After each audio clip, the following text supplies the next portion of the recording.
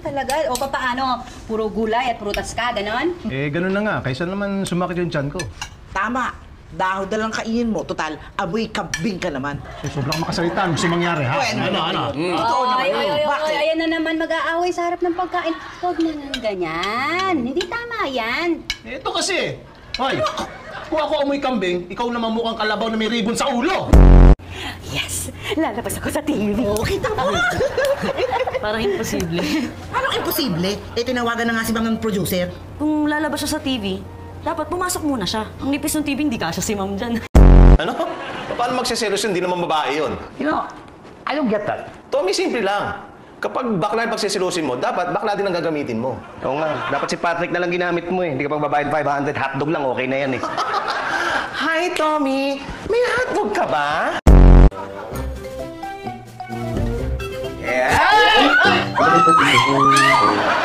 Ano ba ginagawa mo dito? Ano ba ginagawa mo, Pitoy? Sabi mo kisuot yung damit ko! Hindi yung damit, itong sapatos! Ba't di mo sinabi? Maria, lumas na nga muna tayo, skandalo ka pa. Hindi ma'am, okay lang po yun. Sige po, Sir Totoy. Si Elsa. Kasi magkasinlaki kami. Ano, ba't ganyan itsura mo? Di ka ba nila mo kagabi? Hindi, bakit? Bakit? Di ba sira yung bintana natin? Makakapasok yata yung lamok. Pinapak ako. Eh, ba't naman ako hindi? Eh, baka po natatakot yung mga lamok na ma-high blood po sa dugo niya. Ano eh? Susunduin ba sa airport? Hindi ko rin alam eh. Basta ang sabi niya, tatawag siya pagdating niya. Lahat yata hindi mo alam eh. Sige na. Buti pa ako, alam ko kung ano yung niluluto mo. Ano? Sinigang. Oh, hindi. Kare-karito. Hindi nga. Ba't ang asim mo?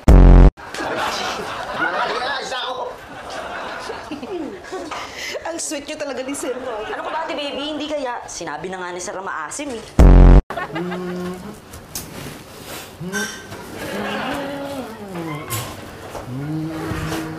Maria, ikaw muna magsaing ha. Lalabas kasi ulit ako sandali eh. Maghahanap ako ng taho. Si Sir, naglilihi yata.